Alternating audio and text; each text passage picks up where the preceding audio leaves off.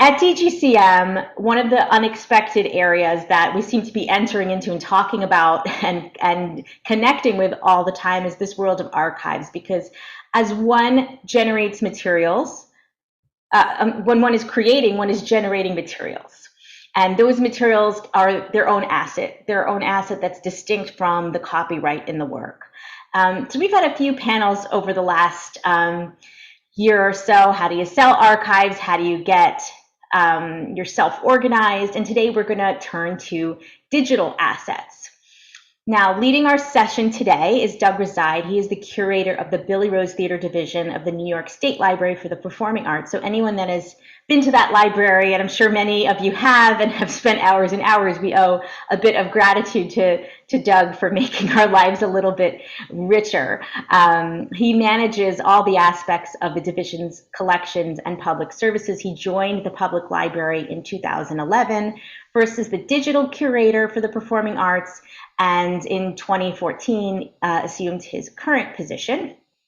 Prior to that, he was on the directorial staff of the Maryland Institute of Technology and Humanities at the University of Maryland, and he has published and spoken on topics related to theater history, literature, digital humanities. He has managed several large grant-funded projects on all of those topics. He's especially interested in the use of digital forensic tools to study the creative process, which I hope we'll get a glimpse of today. He gave me a sneak peek a few months ago, so I'm excited to dig deeper into it. And he as well has a PhD in English from the University of Kentucky. So thank you so much, Doug, for joining us today. We're excited to hear what you have to say.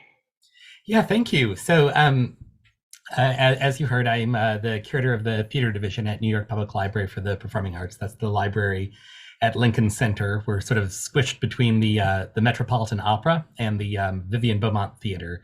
We're also the home of the Theater on Film and Tape Archive, which is part of the theater division, where you can watch recordings of work that's been recorded over the last 50 years or so. We're celebrating our 52nd anniversary of that particular archive this year, and you can come actually visit an exhibition of that, celebrating that anniversary at the library at Lincoln Center today, or for the rest of this year and into next year. I have a bit of a cold. I was in England last week and somehow came down with something. It appears not to be COVID, but forgive me if my voice is a little raspy. And just so you know, the backdrop behind me is actually from Death of a Salesman. It's the original Joe Melziner design from the original Broadway production. So I'm going to share my screen now. All right. So hopefully you see a picture of a papyrus. This is a papyrus of the Gospel of John from around 110 in the Common Era. This is in the British Library, and it will likely be available even if they did very little to it in the next 50 years. It's stored in a kind of flat file drawer that is under glass and very safe where it is. This material, which a lot of us have probably in various drawers and maybe our pockets or our backpacks, is material that if we don't do something to preserve it in the next couple of weeks or months even, there's a fairly good chance that it will be lost. And so that's what I want to talk about today is how do we preserve the digital files that we're all creating that represent the creative history of our culture today in a way that the papyri and grooved discs and wax cylinders did in years past.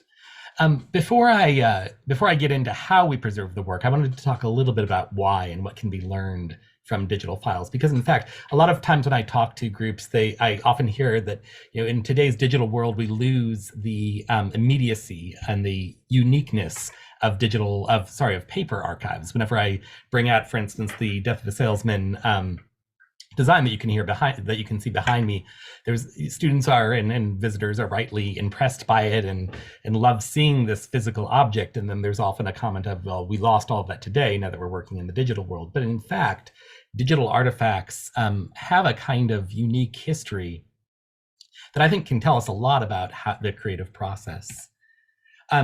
Digital theater has been made digitally for at least 50 years now, where the personal computer era goes back until about 1978 or so, so 44 years, around 44 years ago. But there were computers, of course, long before that.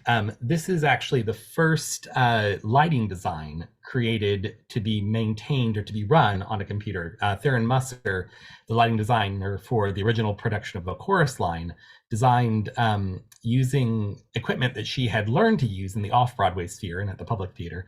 And then when they transferred it to Broadway, the Schubert Theater, where the show transferred, needed to find a way to make possible the computer lighting design that was used, computerized lighting design that was used at the Public Theater in '75.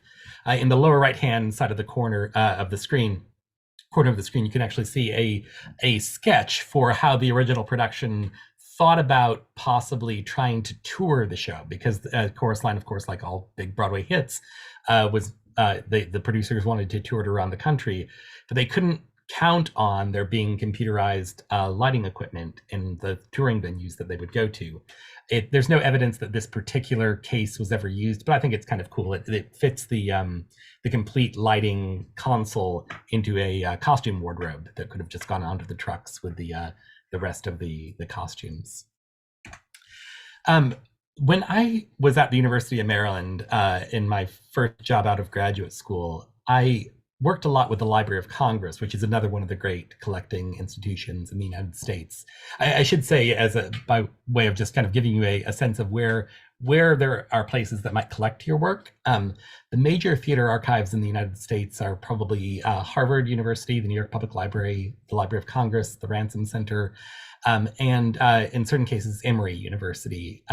There are also other places like Yale, and Yale is actually closer to Harvard in some ways, in that they have a large theater collection. But a lot of universities also have small theater collections. The Ohio State University has a substantial theater collection, and then other university libraries specialize or maybe are interested in collecting their alumni. But really, the Ransom Center, NYPL, Harvard, and the Library of Congress, I would say, are kind of the big four collecting institutions in the United States. So I was at the Library of Congress, and I was interested in what at that point was the relatively recently acquired papers of Jonathan Larson, who of course wrote the musical Rent. And I was interested, because I was working in a digital humanities center, in any of the digital work that Jonathan Larson produced, because you can hear from the original cast recording of Rent that it was very clearly a electronically influenced score. And so I was shown by Mark Eden Horowitz, who is sort of my counterpart at the Library of Congress, a box of discs, a shoebox actually, of 180 or so of these things that are shown on the screen, these 3.5-inch discs. These are, if you don't remember or if you've never used them, they store about 1 megabyte, 1.4 megabytes each, and were probably the most common form of removable digital media from the early 80s through really the 21st century. They were even used into the first couple of years of the 21st century. The disc that you see on the screen is maybe a little bit older and different than the one that you might most recently remember from your own work. In the upper left-hand corner of the disc, there is a tab that is the write protect tab. So whenever it's flicked up, it's impossible, as it is in the image, it's impossible to write to the disk. But often there would be another hole on the other side of the disk. And that other hole signals to the computer that this is what is called a high density disk. That is, it has more data available than more space available than the disk that you see in this picture, which is a double density disk, which can only hold about 800 kilobytes of information. The Commodore 64, Commodore 128, the Commodore Amiga, and the Mac, the early Macs, all used this format, as in fact did some early IBM compatibles as well. One of the challenges that this media presents is that it is really not readable by modern floppy disk drives. It spins at a different speed, and the data is stored on it in a different way. So while you can still buy USB pluggable USB or floppy drives from Amazon relatively easily today.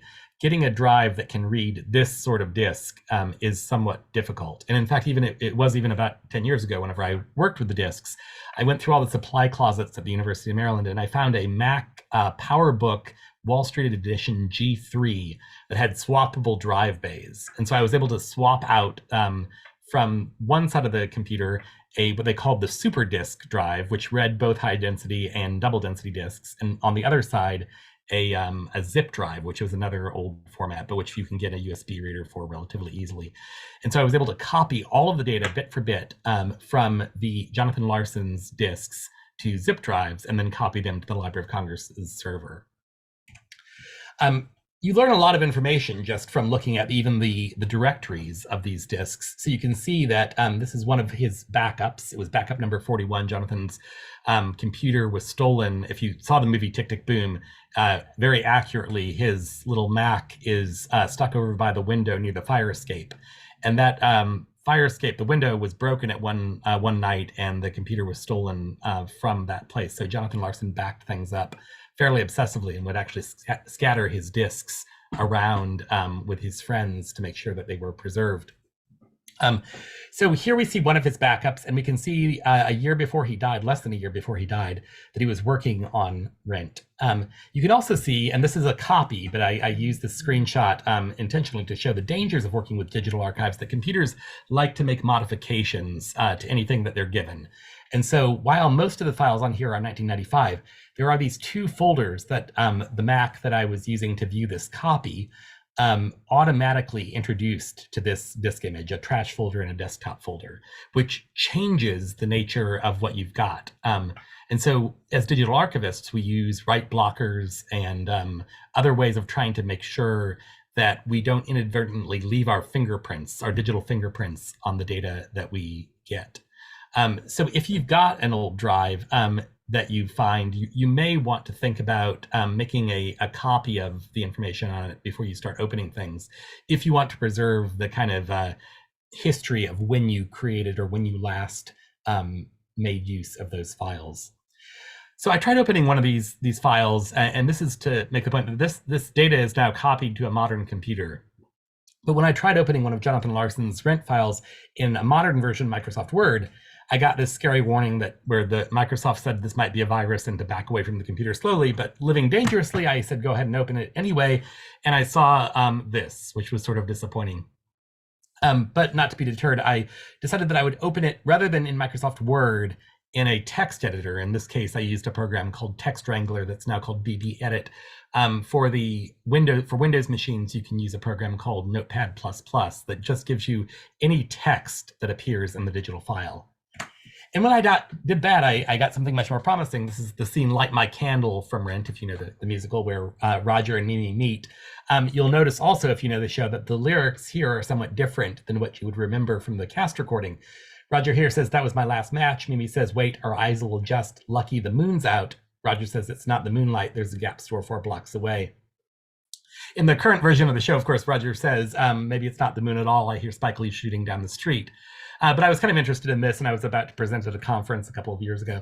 And so I thought I would show this, but rather than showing it in this text editor, which is kind of ugly, I wanted to show it as it would have appeared to Jonathan Larson. So I used a program called Basilisk, which is a emulator, which is a program that makes the new computer pretend to be an old computer. It's used a lot for computer gaming, so you can play things like Tetris or Super Mario Brothers on your modern computer. And here I'm actually using, because I had access to Jonathan Larson's installation disks for System 7, for Microsoft Word 5.1, I was able to actually install everything that he had into this emulator and then open the file as he would have seen it. And this is what I saw. It's interesting, though, that this is exactly the same file that I just showed from the text editor. It's in Microsoft Word, but here, Roger says, "Maybe it's not the moon at all. I hear Spike Lee shooting down the street." Which momentarily made me question my sanity, because, of course, I saw back here that it's the same file, and I couldn't figure out what was going on. And so I decided to open up the file in the text editor and look for Spike Lee, and just Control F for Spike Lee, knowing that it had to appear there somewhere. And in fact, it did, but it was at the bottom of the file underneath a bunch of kind of computery garbage. And so I wrote to the a guy at Microsoft who works with digital research to ask if I could have the Microsoft 5.1 file specification, which he gave to me along with a bunch of things that I couldn't share a lot about how the file specification works. But what I realized is that the Microsoft Word 5.1 had a feature called fast save. And so because at the time that these disks existed, it took a while to save your work. So you would press the save button and then you'd have to wait 15, 30 seconds while the disk spun and your file was written to the disk, especially if it was a large file. Of course, that's very disruptive to your writing process. And so in order to make it a little faster, Microsoft created what was called fast save, which didn't write the entire file each time. It only wrote the changes that had been made since the last save. And all of this computer garbage, if you looked at it in a different kind of computer editor, is information telling Microsoft to take the text down here and paste it on top of the text up there at a particular location and with a particular length. And so as a result, we have what's kind of a digital palimpsest, that it's sort of like in the in the Middle Ages when monks would scrape off a treatise of Archimedes and write a prayer book over the top, but you could still kind of see the prayer book underneath, or sorry, the treatise of Archimedes underneath. The same is true of these digital files, where you can actually kind of peer through the text on top and see the changes below. In this case, every file that Jonathan Larson has up to 14 different copies in the file. And then on the 15th save, Microsoft would just rewrite the entire file so it didn't expand forever with these changes. So anyway, this is the sort of thing that you wouldn't necessarily see if you just printed out the file, as some library workers have sometimes suggested. There's a debate, it's still a debate to some extent, about how we should treat digital files. Some have argued that we should simply print them because we know how to preserve paper. Others suggest that we should convert everything to something like PDF, which is more stable, and so we can be more confident that we can open it accurately in the future, or open it in the future when Microsoft Word maybe goes out of business altogether. But any of those moves would actually eliminate this really interesting creative process that is preserved in the original files. The same is true of scenic design. So this is Makiko's, Suzuki McAdams's design for the Sign and Cindy Brewstein's window at the Oregon Shakespeare Festival. When you look at this in a file called Vectorworks, a program called Vectorworks, which is how she created it, you can see what the design looks like. Vectorworks is an interesting program because it is designed for a sort of a handoff between a scenic designer and the scene shop. So rather than creating the design as a bitmap, that is as a sort of pixelated, sort of like the Sunday in the Park with George, the point list version of like the pictures that you take with your phone camera, which are a series of pixels, this is actually a series of mathematical equations to describe the lines and shapes.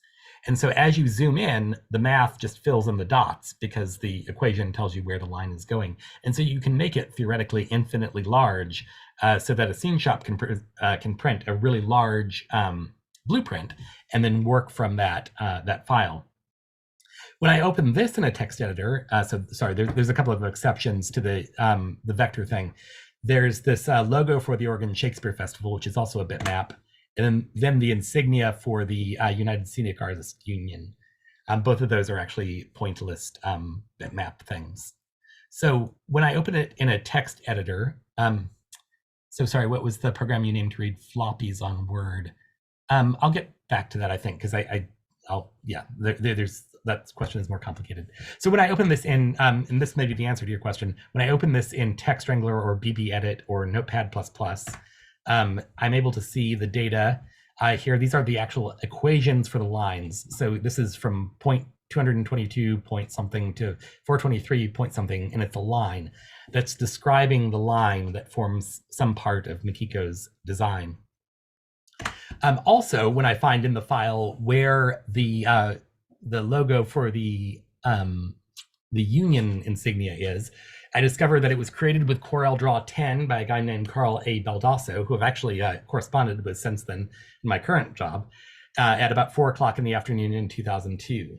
So this is information that may or may not be interesting to anybody, but it is information that is encoded in the Vectorworks file that you wouldn't find if you simply printed it or converted it to PDF.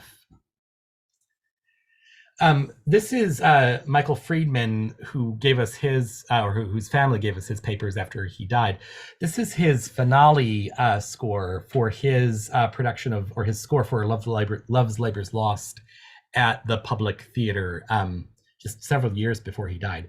But you can see that when I open this in Finale even, there is an alert that pops up saying that this file was created with an earlier version of Finale and will be converted to a new file, but the original won't be touched, which is, I think, the kind of thing that we should probably be doing with files. That we may in fact want to create a kind of user-ready version that you can see what the that we know that, for instance, that a PDF is probably preservable in the future, so that when someone comes into our reading room at the library, we can very easily give them a PDF, and if that's all they want to look at, they can see it. But we should also preserve the original files, the original Finale file, for instance, so that if you want to, you can hear the file played through Finale, or you can see the creative process that Michael Friedman went through. I'm also, in various fits and starts, working on trying to find ways of emulating theatrical productions in the same ways that we can emulate computer games or old software. So this is a project that I worked on now maybe about 5 years ago with colleagues from Maryland and also from Michigan State University, where we recreated Sunday in the Park with George, the first scene, based on the technical diagrams and the score from the production. So we imported this all into a virtual reality program, and we're able to actually play through. We have these kind of digital puppets in there because we're not yet emulating the humans. But we're taking a production that was created with analog media with pen and paper and on a blueprint in 1982 or so, and converting that into a digital file that we can play through to see the cue to cues. So that's I think some of the and that's also, that becomes all the more possible if we have the digital files, because if we can just import, for instance, the Vectorworks files or the QLab files into an emulator to be created in the future, we could begin to see what these productions looked like in 2005 or 2022, even 50 years in the future. So I'm going to switch my screen here. Stop sharing this.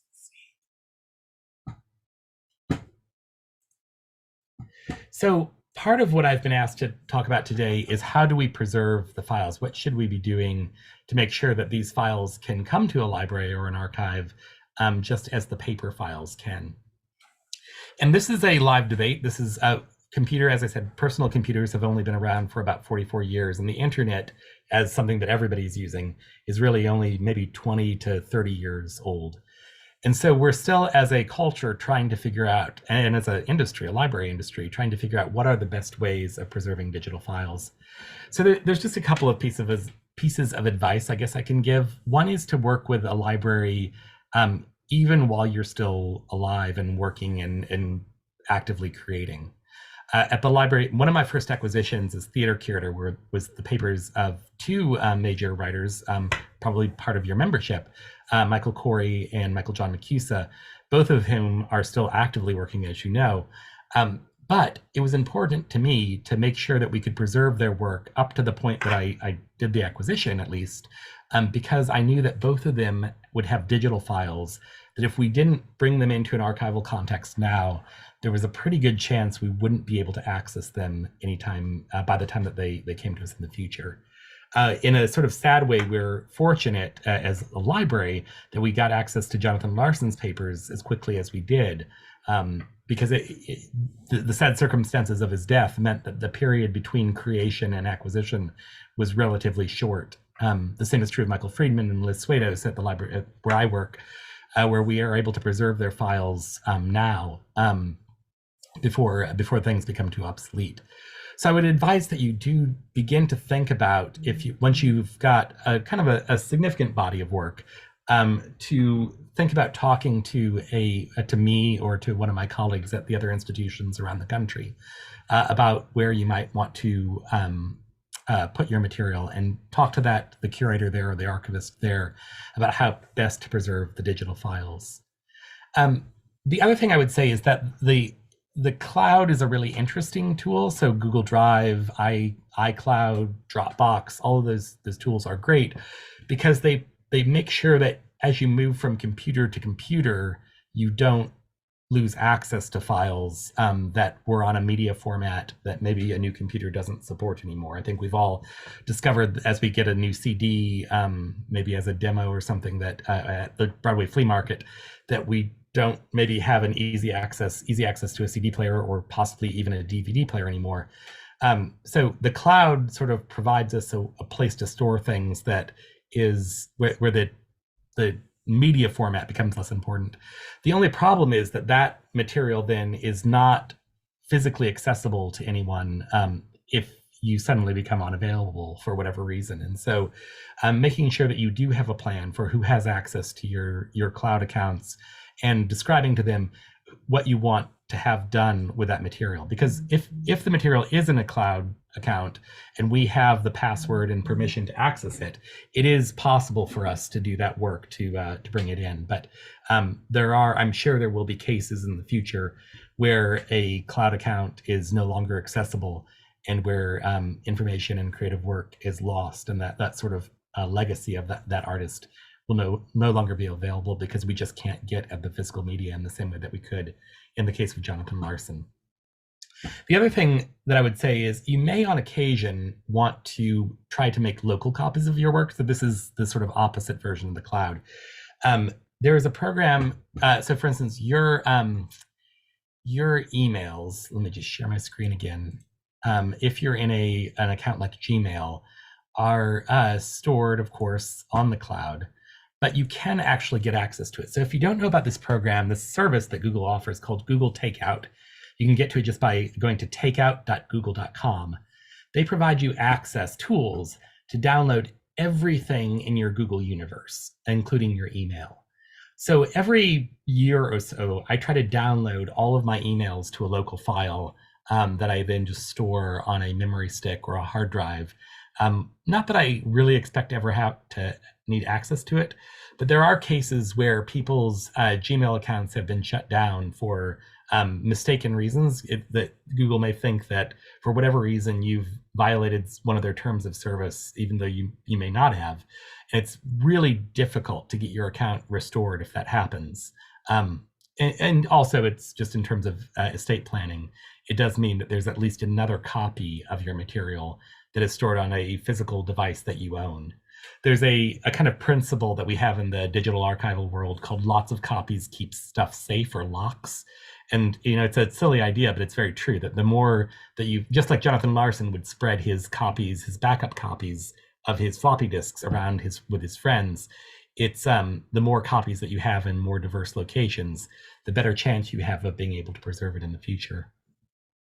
You may also want to work with a program called Thunderbird, which is a free program. It's made by the same people that make Firefox, the browser, that allows you to actually access your Google or your Gmail account or your any of your other cloud email accounts, Hotmail or Yahoo or whatever else, locally on your machine, but keeping it in sync with the machine, the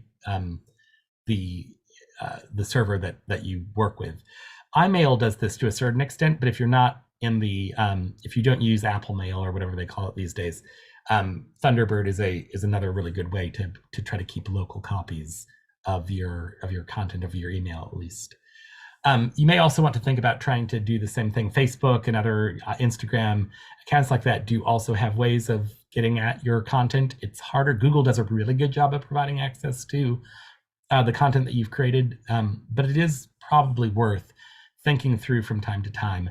How do I download content that I've created that I may want to preserve beyond the lifespan of this Facebook account or this Google account or whatever else?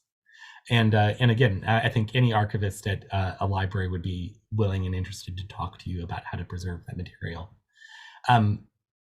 I think, yeah, I could keep saying the same things over and over, but I guess the big takeaways that I would say are make sure that you talk to an institution that you may be interested in preserving your material with as soon as you can, and try to keep lots of copies of your stuff. And I guess maybe third, and I hope this was clear from the presentation about Jonathan Larson, archivists and libraries are possibly more interested in your creative process than they are in the final product.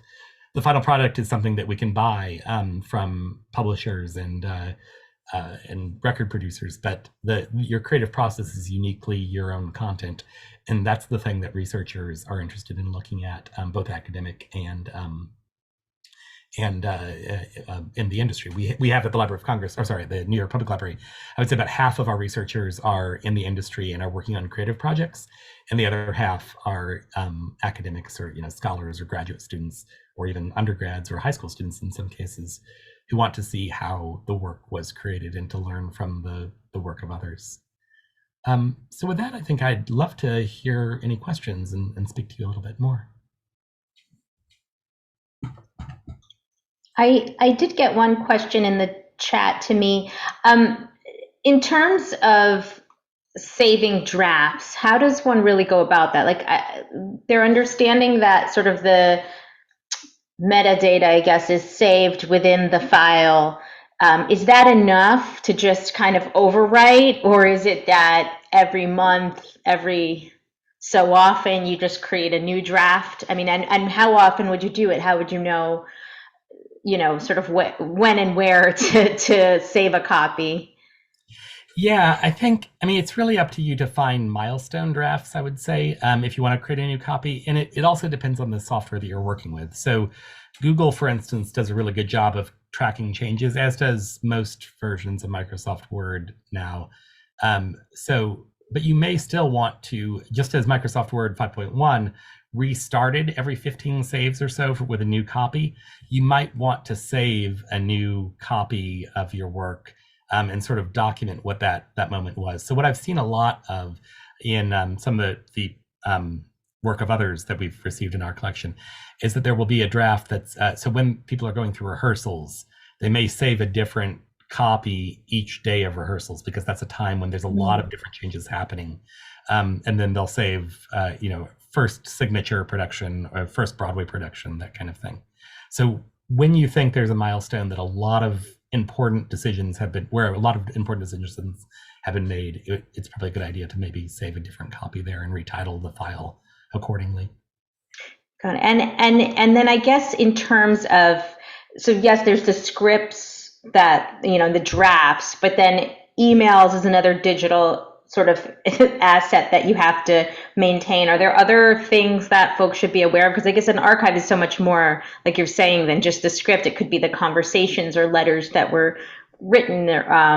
So besides sort of the script drafts and an email, is there anything else that folks should be looking at in terms of the digital component of things? Yeah, your photographs are something that maybe when I get a writer's collection, the things that are often most interesting are, I mean, in some ways, actually, the script drafts are often the least interesting, just because the creative process is sometimes not documented in the copies that a writer gives us. I think the digital world will change that somewhat, as we can see kind of moment for moment what changes in a production. But what's also really interesting are any journal entries. So as they're talking as they're writing in their own world about themselves about what they're doing, certainly as they're writing to their colleagues, business records are sometimes interesting too, to see how they're trying to sell their work and what it's going for. Today, the equivalent of the kind of opening night telegram that went on for years and years and years is probably Facebook posts or Twitter chats. So if there's, if you can find ways of saving your social media, that's also something that would be interesting too. But I would say your script is, despite the fact that in the past script drafts have been maybe marginally useful, I think trying to save those for sure, and then saving anything else that you created kind of around the time that you were making the work that that you think has some relevance to what the final product was. And so certainly theater is such a collaborative art form that any documentation of that collaboration is helpful too. I think social media kind of tracks itself, but I wonder if there are actual programs that are designed to pull that information. Um, Somebody's asking about personal clouds. Is that a good way to save your files as long as you have an older laptop or computer? Yeah, so that's what I was kind of talking about with Google Drive and iCloud and Dropbox. I think it's a great place to keep your stuff because it will persist from device to device. I mean, I think we all change phones relatively Mm. recently, or relatively regularly, and sometimes laptops, laptops as well. So yeah, I think I've even in my own work, I've found that the stuff that I didn't migrate to a cloud device, even though I may have the laptop still in my closet, like it's much more likely that I'll access that file if it's in a cloud account. The one caveat there is just I would try to keep a local copy of at least your most important stuff as well, because you never know when a cloud account is going to go out of business or again, it Mm. might get shut down for some reason. And sometimes that happens relatively quickly. And so, MySpace, for instance, shut down with very little notice. GeoCities did the same thing. And so if you've got creative work in a cloud account, it's probably a good idea from time to time to make a local copy as well. Somebody was she meant by personal. She said something sitting on her desk. So I don't know if that Oh, means you have hmm. a hard drive or Like a time machine, like an Apple yeah. time machine device. Yeah, I mean that's again that's useful because it does mean that you've got physical access to that device, which is great. It's sort of like the Jonathan Larson discs. Then that if something happens, we can find a way to read that cloud. Of course, it's then also susceptible to being stolen or being damaged in a fire or the access points to that cloud drive may become obsolete relatively quickly. So just making sure that if you do find that, yeah, I guess just know that you may have to do some more migrations. That none of these are a save and forget it kind of thing. You're always going Mhm. to have to be actively maintaining your digital archive. Someone else in the chat is asking that you had mentioned that flash drives might not be possible in the future or may not be used in the future. What do you see replacing it? How do you see things changing? Yeah, I guess there's two reasons for showing the flash drives. One is that I do think they'll be replaced. Already, the newest Macintosh laptops don't tend to have USB-A ports, and so you have to get adapters to. So I don't actually have a good flash drive in front of me right now, but the ones that we think of as regular USB drives, they don't fit into my current laptop without an adapter because everything is USB-C now. So I think we'll probably, for the next few years, we'll likely still have removable flash media, but that the connector may not be the same as it was in the past. So it's always hard to predict what will happen in the future. I do think that the cloud seems to me to be a little bit more of a permanent solution, as long as the internet continues to work as it does today, Mhm. um, and as long as those companies that are supporting the cloud exist. And it's also important to know that needing to download if you need to download something from the cloud, it's going to take a long time. And so just knowing that if you've decided you're not going to maintain your Dropbox account anymore, but you've been paying for it, trying to download everything from Dropbox is going to be a long and kind of tedious process. I see there. Um, yeah, go ahead. Yeah, I see there's some questions in the Q&A. So Joseph Yep. had asked if a composer with a significant catalog of work who's not really yet known in the industry can find a library that would be interested in taking their collection. That's a really important question and one that I've kind of struggled with myself because I do feel like, there's often cases where, Moby Dick, for instance, was not particularly successful in its own time, but has since become a really important work of literature. And so would a library have preserved Herman Melville's early copies? Um, I mean, we did, but I mean, like, there's other examples of that where something might not have been preserved. I think it's good to talk to a person like me and just think through what the plan is. We may not be able to take your material. I was talking just before the conversation with Deborah about the fact that I know the Dramatists Guild has been talking a lot about trying to get money for your archives. that's something that may be possible, but in a lot of cases, libraries and archives are spending a lot of money simply to preserve the material. And so the market is not nearly as the market for theater archives is actually not particularly hot. And in fact, we often need to invest lots and lots. We often can't even take for free all of the donations that we would love to take because of the space and processing time and everything else that's involved in preserving a collection is just so immense that we know we're going to be investing probably over the lifetime of a archive millions of dollars just in keeping it forever. But and so what that is connects to this question, which is to say that I know I can't take everything that I would like to take, but I can at least help you figure out how to preserve the stuff and maybe help identify a place that would be able to preserve to take your work. The other idea that I've had, and this is just to kind of throw it out into the universe and hope that maybe someday it could happen. I would really like to create a program where we would actually lend out equipment to writers of all kinds, with the condition that when they return the material to the computer to us, anything that's left on the computer, we can then we have the choice of putting into the archive. So you would have the choice of deleting anything before you returned it to us, but you might want to leave your files on it, and then we would have the ability to preserve it. That's a much longer conversation, hopefully, and maybe a pipe dream. But I think it would. I do think that might be a way of preserving some of the work of artists who haven't yet broken into the kind of public conversation. Sarah asks, where does the issue of consent come in for deceased artists to make public what in their lifetime was possibly a private digital conversation? It's a really good question, and one that's ethically complicated for archivists as well as researchers. And I think there's not really a good hard and fast rule for that. I think time has something to do with it, that there are things that we may want to preserve or keep kind of out of the public eye, but we don't want to be lost to history. So there may be things, for instance, in Charles Dickens or Virginia Woolf's letters that they would have been, or their colleagues would have been, excuse me, embarrassed to have come out in the course of their lifetime. But as 100 years pass, maybe some of those concerns go away. There's also what many Victorian era writers did, of where you just burn the stuff that you don't want to be preserved. So I think that isn't so much a digital question as it is a question about archives in general. What should we do with private letters that then become part of the public record, and how do we?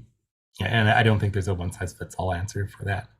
And we were talking yesterday in one of the discussions we had about the need for communication, and just be super clear and talk with the people that are going to inherit your things if you're not doing it during your lifetime, so that you don't have unpublished private letters becoming part of the public publicly consumed. So it's good to think these things through.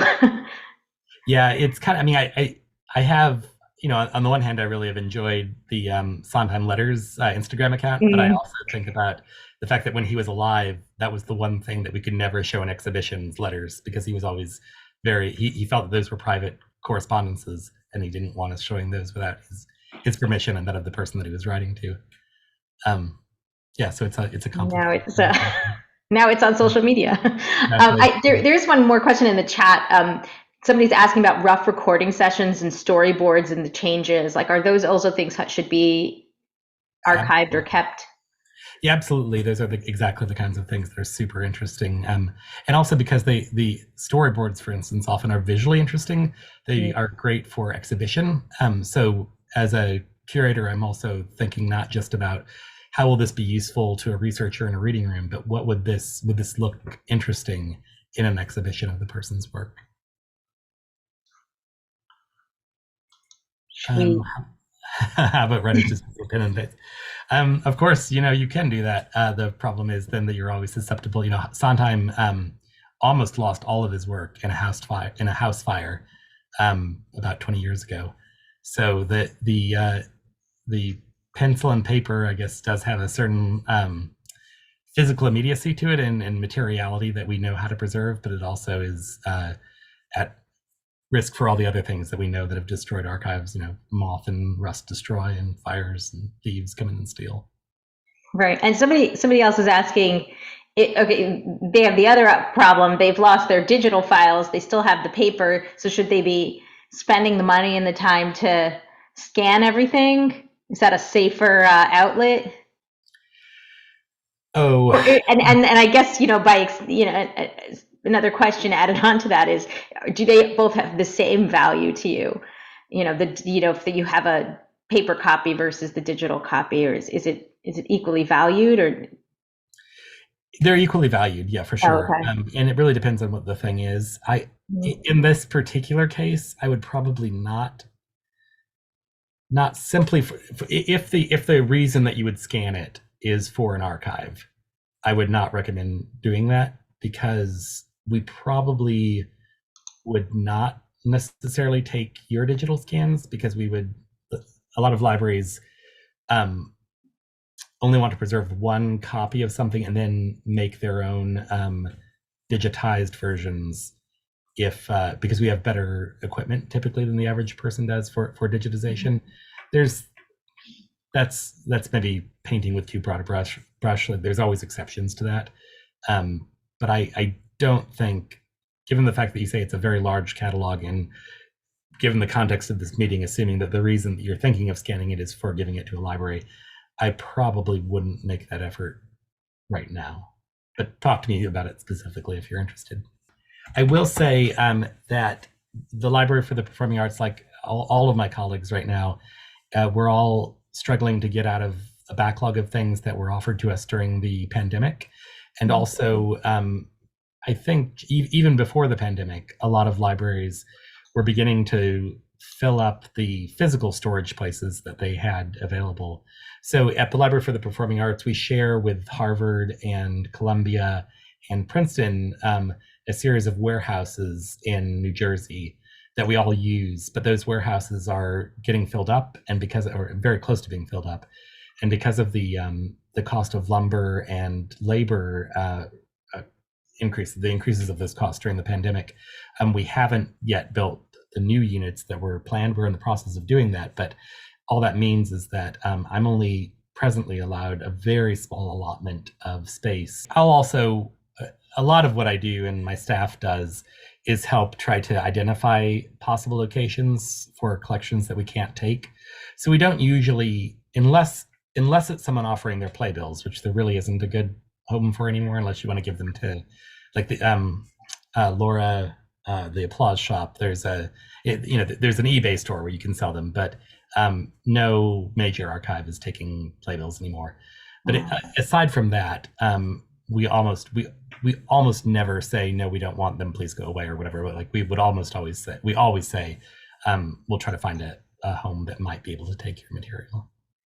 I really want to thank you for offering us this session and sharing some of your goodies with us, and your wisdom, of course. Take care. Bye. Bye.